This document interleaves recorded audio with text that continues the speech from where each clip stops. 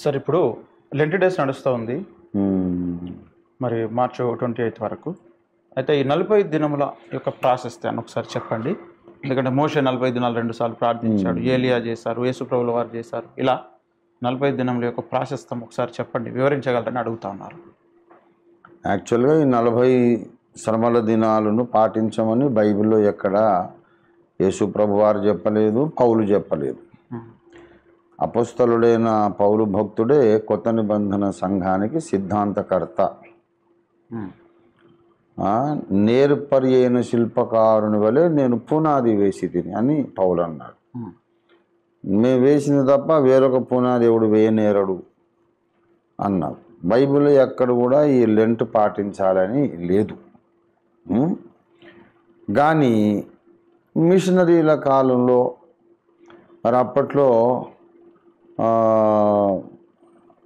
Social structure అనేది, సమయం గడిపే విధానము, వాళ్ళ జీవనోపాధి ఇదంతా కూడా కొంచెం డిఫరెంట్గా ఉండేది.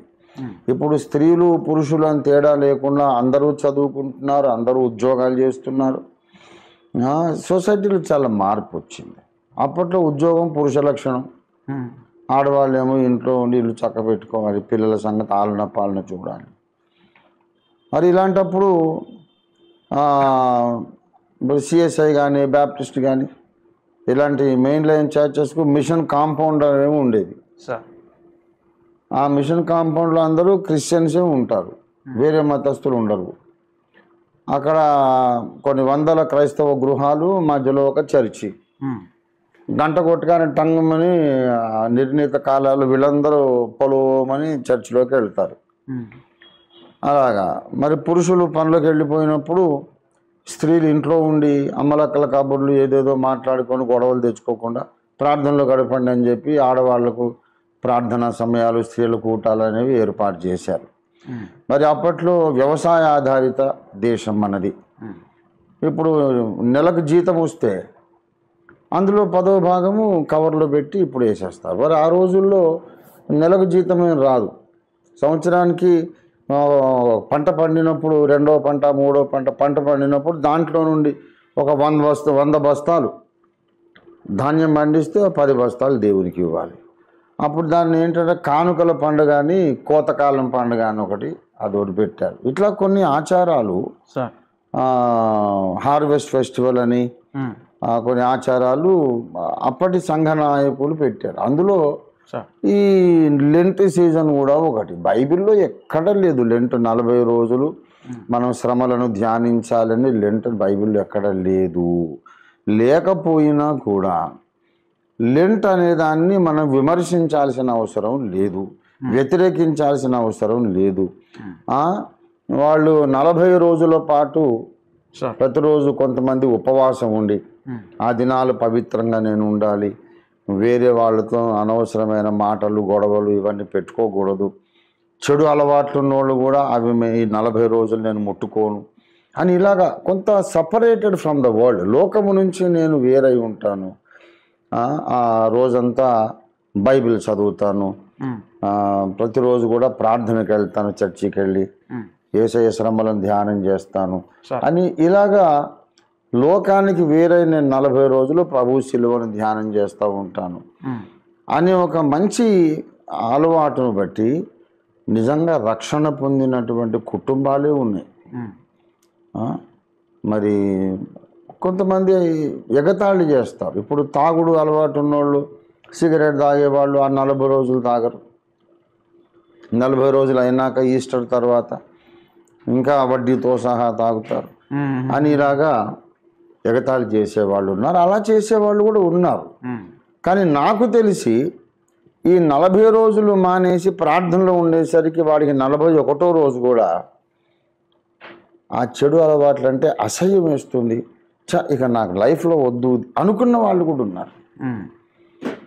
కాబట్టి ప్రతిదానికి విమర్శ చేయకుండా వాళ్ళు చేస్తున్న దాంట్లో తప్పేమున్నది. 40 రోజులు యేసు ప్రభు వారి శిలువ శ్రమలను, ఆయనకు మన మీద ఉన్న ఆయన ప్రేమను మనం ధ్యానం చేసి ప్రభువును స్తుతించి ఆరాధించి, నా కొరకు ఇన్ని శ్రమలు పడ్డావు నాయన అని తలంచుకొని వేదన పడడం, కన్నీరు కార్చడం, ఇది మంచిదే కానీ చెడ్డ పని అయితే కాదు కదా. కాబట్టి ఇప్పుడు మాకు ఐపీసీలో కానీ పెంటెకోస్ట్లో కానీ మాకు లెంట్ లేదు, లెంట్ సీజన్ లేదు. బ్యాప్టిస్ట్ వాళ్ళకు ఉంటుంది, సిఎస్ఐ, మెథడిస్ట్, లూథరన్, కొన్ని మెయిన్ లైన్ చర్చెస్లో లెంట్ ఉంటుంది. మరి మాకు లెంట్ లేదు. కానీ పాటించే వాళ్ళను చూసి మేము సంతోషిస్తాం. అనవసరంగా ప్రతిదాన్ని విమర్శించడం అనేది మంచిది కాదు. వాళ్ళు ఏం చేస్తున్నారు, 40 రోజులు ప్రార్థన చేస్తాం అన్నారు. మనం దాన్ని ఎందుకు కాదనాలి? 40 రోజులు వాక్యాన్ని ధ్యానం చేస్తారు. ఏదైనా చెడు ఉంటే దాన్ని మానుకుంటాము, ఒక వ్రతం లాగా చేస్తున్నారు. దాన్ని ఎందుకు విమర్శించాలి? దానికి రివర్స్లో నేను ప్రార్థన చేస్తాను, ప్రభువా ఈ 40 దినాలు వాళ్ళు ఏ భక్తి సాధన చేస్తున్నారో అది 41, 51, 101 రోజు కూడా కొనసాగున్నట్లు పరిశుద్ధాత్మ కార్యం చేయండి తండ్రి. మళ్ళీ నెక్స్ట్ లెంట్ సీజన్ వచ్చేసరికి మానడానికంటూ నాలో ఏ చెడు లేదు కదా అన్నంత పరిశుద్ధతలో అతను ఉండాలి అని నేనైతే ప్రార్థన చేస్తాను. అలాగే నాకు లెంట్ సీజన్లో ఎవరైనా పిలిచి వాక్యం చెప్పే అవకాశం ఇస్తే నేను చెప్తాను, సువార్త చెప్తాను. కాబట్టి అది బైబిల్లో అపొస్తలులు వేసిన పునాది సిద్ధాంతము కాదు. కాకపోయినా సంఘ నాయకులు ఏర్పరిచినటువంటి మంచి అలవాట్లలో, మంచి సాంప్రదాయంలో లెంట్ కూడా ఒకటి. So we support it, we honour it and we take part in that. మొన్ననే లెంట్ సీజన్లో ఇంటింట్లో ఒక్కొక్క ఇంట్లో ఒక్కొక్క ప్రార్థన మెథడిస్ట్ చర్చ్ వాళ్ళు చేస్తున్నారు. అప్పుడు బిహెచ్ఏలో తెల్లాపురంలో నాకు అవకాశం ఇస్తే నేను వాక్యం చెప్పాను. చాలా ఆశీర్వాదకరంగా అనిపించింది. అక్కడ అందరూ కూడా ప్రార్థనలో ఉన్నారు, ప్రభు శిలువ శ్రమలు ధ్యానిస్తున్నారు. ఒక భక్తుల గుంపులో నేనున్నాను, ఎంతో ధన్యుణ్ణి అనిపించింది. Okay sir, thank you sir. అంటే ఇప్పుడు మోషే చేసినటువంటి 40 దినాలు దానికి అది వేరు. ఇప్పుడు దేవుడు ఆయనను నా సన్నిధిలో నువ్వు రా, నేను నీతో కొన్ని విషయాలు మాట్లాడాలి, నా ధర్మశాస్త్రం ఇస్తాను అని చెప్పినందుకు వ్యక్తిగత పిలుపు మీద మోషే వెళ్ళాడు. ఆ రాతి పలకలను తీసుకొచ్చాడు, పదాజ్ఞలు, ధర్మశాస్త్రం అవన్నీ తీసుకొచ్చాడు ఆయన. అది వేరు. వ్యక్తిగతంగా మనం ఇప్పుడు లెంట్లోనే ఎందుకు, చాలామంది సంవత్సరంలో వేరే వేరే సమయాల్లో కొంతమంది 21 దినాలని దానియేలులాగా ఉపవాస దీక్షకు ప్రతిష్ఠించుకుంటారు. కొంతమంది 40 రోజులు, 80 రోజులు అలా ప్రతిష్ఠించుకునే భక్తులు చాలామంది ఉంటారు. అది ఈ గుడ్ ఫ్రైడే, ఈస్టర్తో ముగించబడే ఆ లెంట్ కాదు. వాళ్ళు ఎప్పుడు పడితే అప్పుడు ప్రతిష్ఠించుకుంటారు, ఆ 40 రోజులు గడిపేస్తారు, 80 రోజులు గడిపేస్తారు. అది వ్యక్తిగతమైంది. మోసే చేసిన దానికి లెంట్కి ఏం సంబంధం లేదు. ఓకే, అంటే దానికి ఏమైనా మీనింగ్ చెప్పుకోవచ్చా ఏంటి? ఏం లేదు, ప్రత్యేకతను చూడొచ్చా? దేవుని సన్నిధిలో నేను సమయం గడపాలి, ఇన్ని రోజులు నేను ప్రతిష్ఠించుకుంటాను అని ఇతడు దేవునితో వ్యక్తిగత నిబంధన చేసుకోవటమే అది. ఇక 40 అనేది దేవుడు ఏంటంటే ఒక ప్రొబేషన్ పీరియడ్, అంటే ప్రత్యేకమైన తరబీదునివ్వడానికి దేవుడు నియమించినటువంటి కాలము. ఎప్పుడు 40 అనే సంఖ్యతో ముడిపడి ఉంటుంది. ఇశ్రాయేలీయుల అరణ్య యాత్ర 40 రోజులు, 40 సంవత్సరాలు, 40 సంవత్సరాలు. అలాగే మరి మోషే కూడా 40 రోజులు దివారాత్రాలు ఆయన ప్రార్థనలో గడిపాడు. అసలు మోషే లైఫే 3 40లు. ఐగుప్తులో 40 ఏళ్ళు ఉన్నాడు, మామగారింట్లో 40 ఏళ్ళు ఉన్నాడు, మళ్ళీ అరణ్య యాత్రలో నాయకునిగా ఇశ్రాయేలీయులను 40 ఏళ్ళు నడిపించాడు. ఇట్లా 40 అనేది యేసుప్రభు కూడా 40 దినాలు ఆయన ఉపవాసం ఉన్నాడు.